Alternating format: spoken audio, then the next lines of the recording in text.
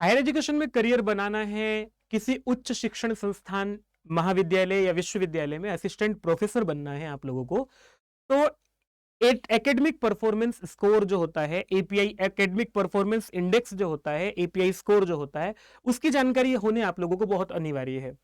Academic performance index क्या होता है, इसकी अनिवार्यता या आवश्यकता क्या है, ये बातें आप लोगों को बताने आया हूं मैं।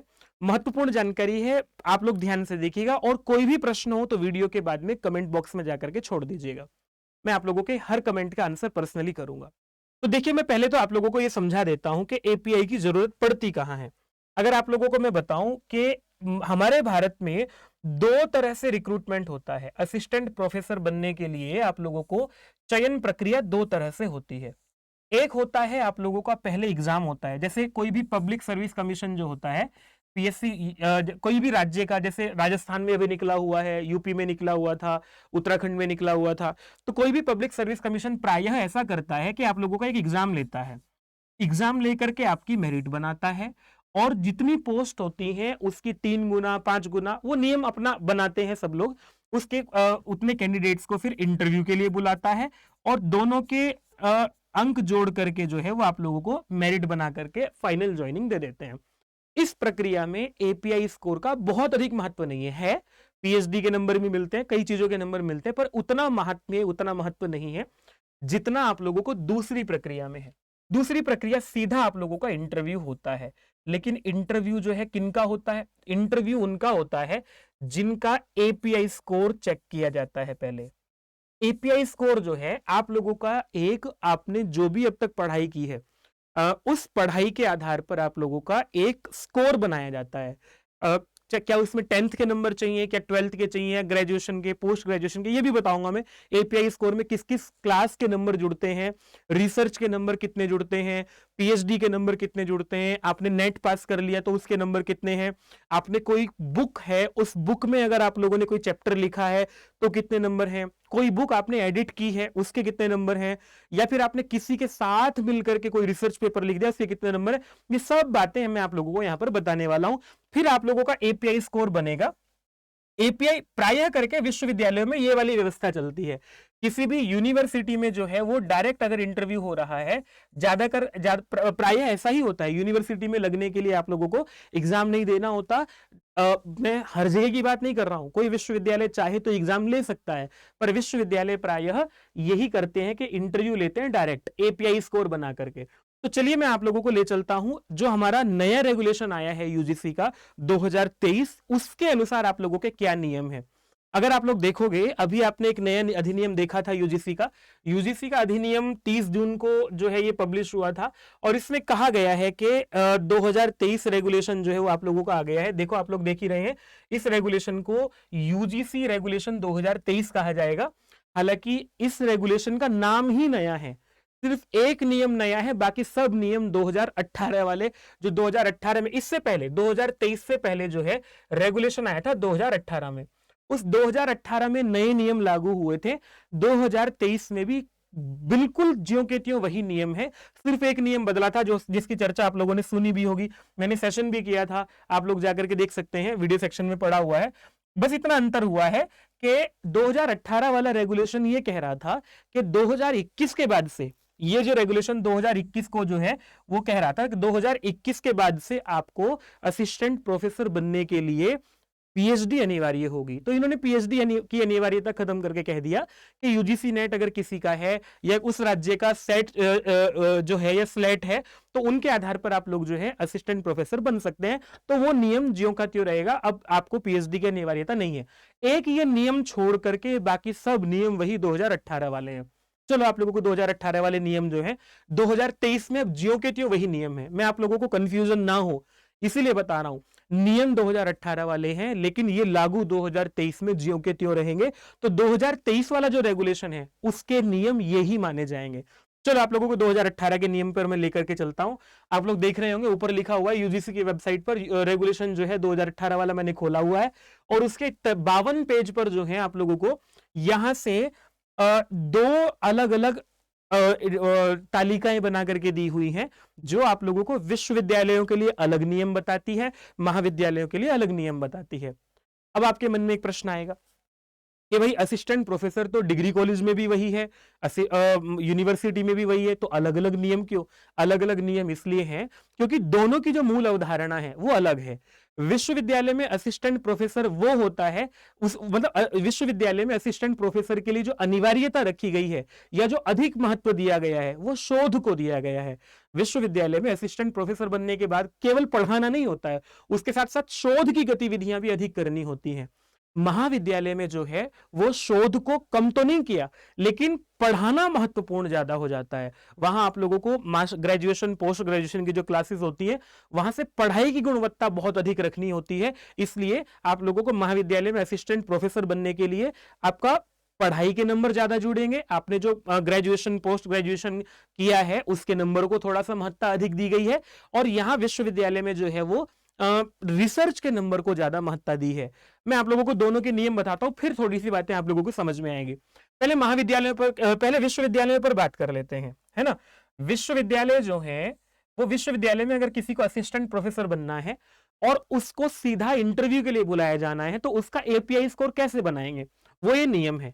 मतलब अपनी मर्जी से एपीआई स्कोर नहीं बना सकते, एपीआई स्कोर बनाने के लिए ये नियम है।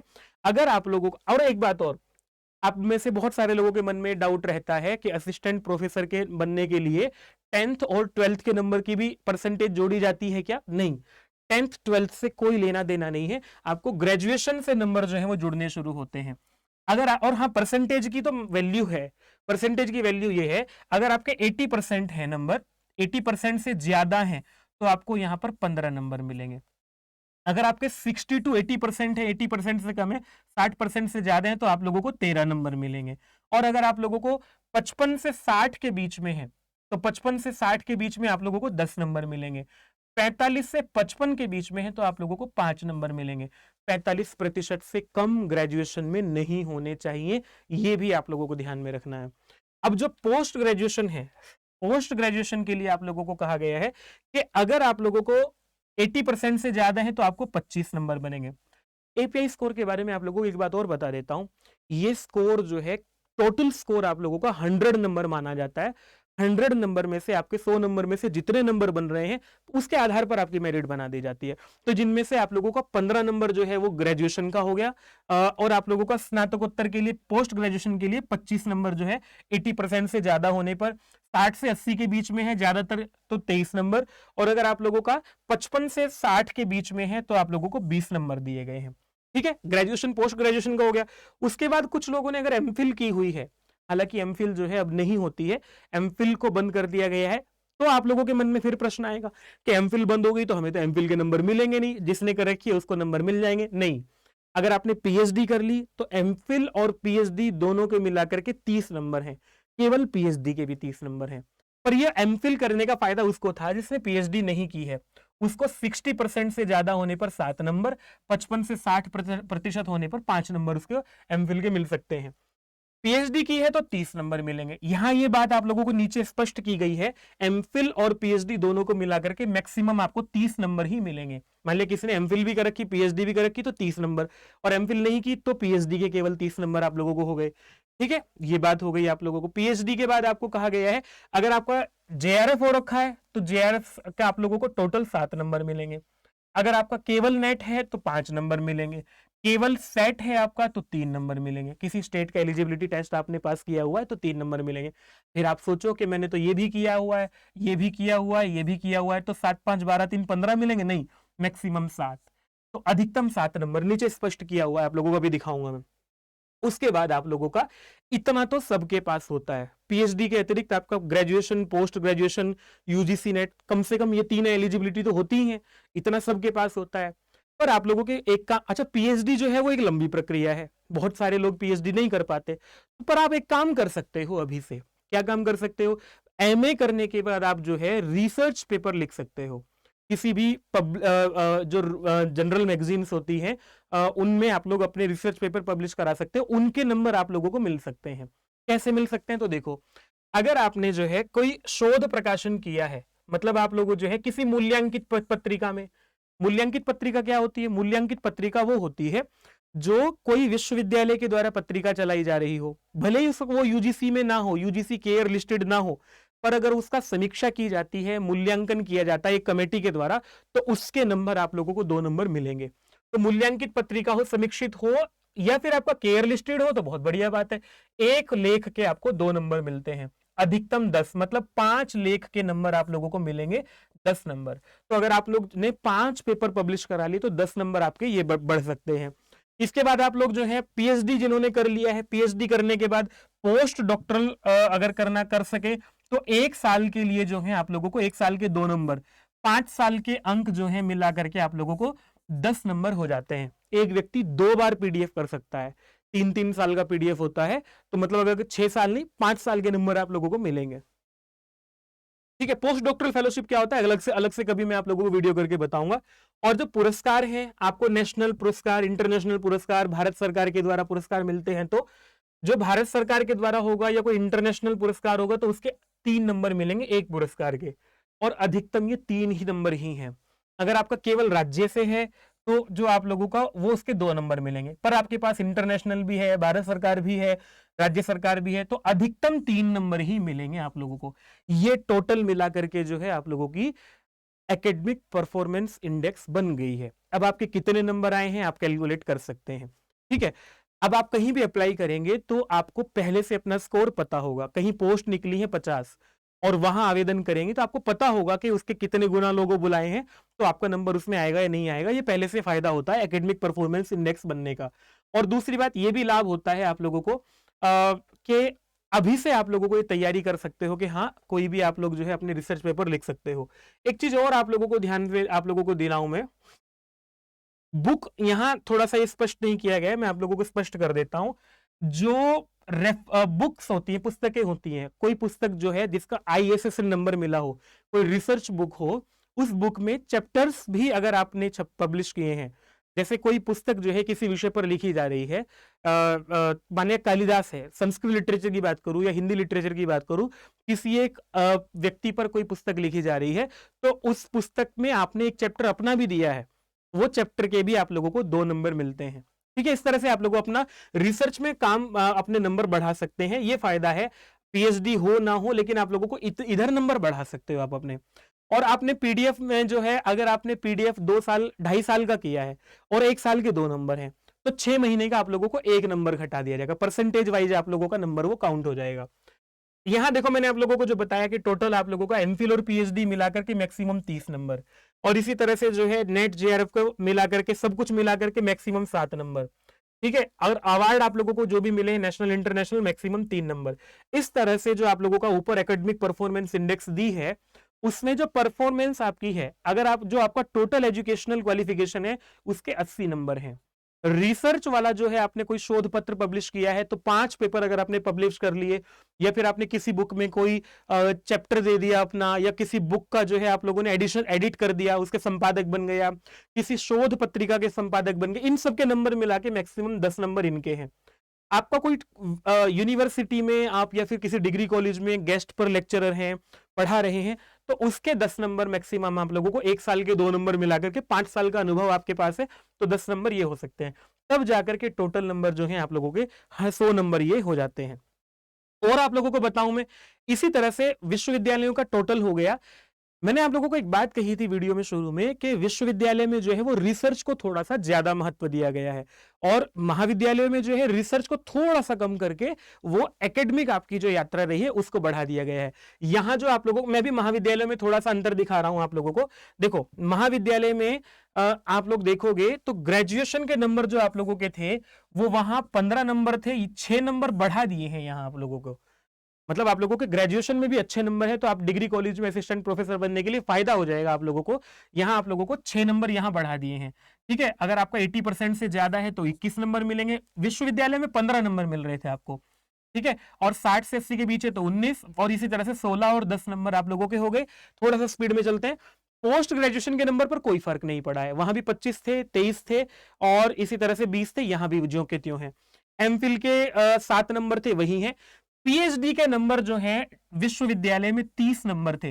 मैं जो कह रहा था ना हम लोगों को बात कि वहां विश्वविद्यालय में रिसर्च को महत्ता दी जा रही है, महाविद्यालय में जो है वो एकेडमिक आपका परफॉर्मेंस को महत्ता दी जा रही है। तो यहाँ विश्वविद्यालय में पीएचडी के 30 नंबर थे, यहाँ 25 नंबर हैं।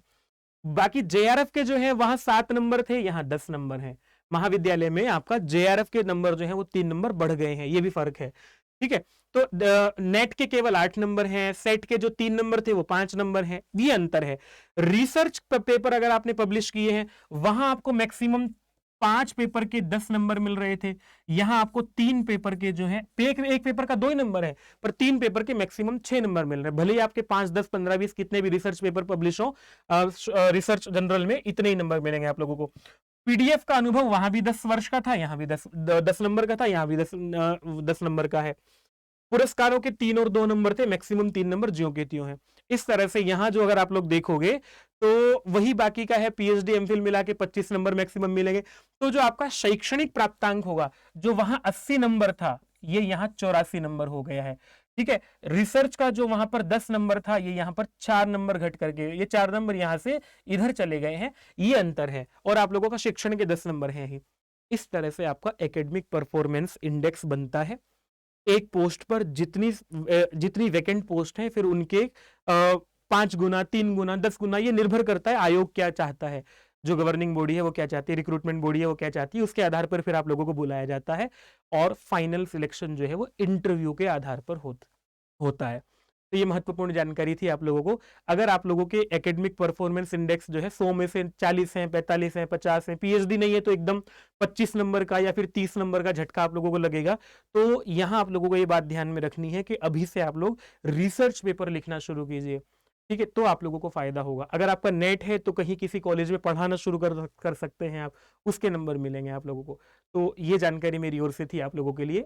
2023 के रेगुलेशन के हिसाब से ये नियम है। इन नियमों के आधार पर अपनी जल्दी किसी विश्वविद्यालय, महाविद्यालय में असिस्टेंट प्रोफेसर बन जाइए। कोई प्रश्न छोड़ दीजिएगा, मैं आप लोगों के हर प्रश्न का आंसर करूंगा। इसी के साथ आज के लिए इतना ही। चैनल को सब्सक्राइब कीजिएगा, वीडियो को शेयर भी कीजिएगा। लंबी वीडियो बनाई है केवल जानकारी देने के लिए, व्यूज सब्सक्राइबर के लिए नहीं। फिर मिलता हूं मैं ऐसी किसी नई जानकारी के साथ, तब तक के लिए नमस्ते।